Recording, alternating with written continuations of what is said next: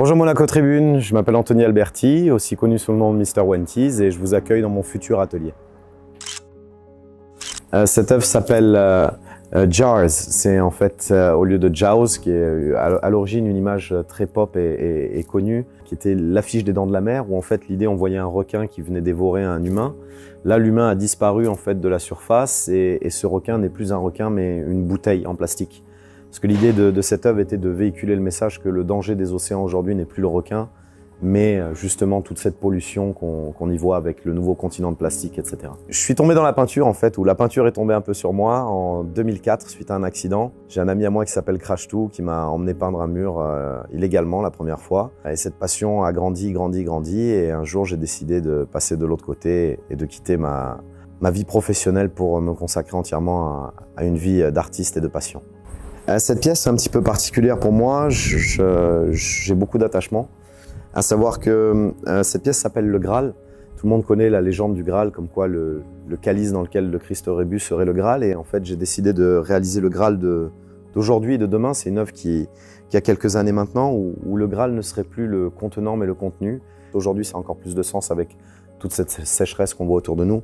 C'est juste en fait une inclusion d'une bouteille d'eau à l'intérieur d'un bloc de métacryl de méthyle. Et en fait, l'idée, c'est de se dire que figer l'eau, figer quelque chose qui a une importance, parce que peut-être demain, l'urgence, ça sera ça en fait. Donc l'idée, c'est d'essayer d'éveiller les consciences par rapport à des choses qui nous concernent tous. Le premier message que j'ai véhiculé dans la rue, c'était un projet qui s'appelle le McDonald's Project, qui a vraiment eu un impact fort quand j'habitais à New York. Ensuite, j'ai développé d'autres projets, notamment autour des valeurs de l'argent, avec un projet à New York sur toutes les palissades de chantier. Il y a marqué Post No Bills, ça veut dire de ne pas mettre d'affiches, mais bills en anglais, c'est aussi les factures et les billets de banque. Donc, cette œuvre est issue de la fameuse série Post No Bills, Post No Bells, où j'avais décidé de mettre en lumière des leaders de la pensée, à savoir que la personne qui est illustrée là, on en a beaucoup parlé. Tout le monde a son nom au bout des lèvres, mais personne ne sait réellement qui il est. C'est Alfred Nobel.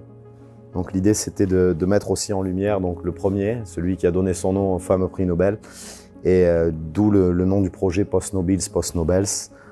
Ne pas mettre de billets, mais mettre des prix Nobel sur les murs pour entre guillemets, véhiculer une valeur différente que celle de l'argent. Je suis heureux de faire ce que je fais aujourd'hui. J'étais dans une vie qui ne me correspondait pas réellement. Aujourd'hui, je fais quelque chose que j'aime. Et je trouve ça joli en fait d'aider des causes nobles avec quelque chose qu'on aime et de pouvoir faire le bien autour de soi. Créer cet atelier-là, c'est une ouverture différente sur les autres, c'est créer des échanges, des ponts entre différents artistes, différents pays, etc. Et pouvoir recevoir des gens et créer de nouveaux projets et essayer de continuer à écrire l'histoire dans un nouveau lieu. Merci beaucoup Monaco Tribune d'être venu à la rencontre de ce nouvel atelier, de ces nouveaux projets et je vous dis à bientôt pour de prochaines aventures.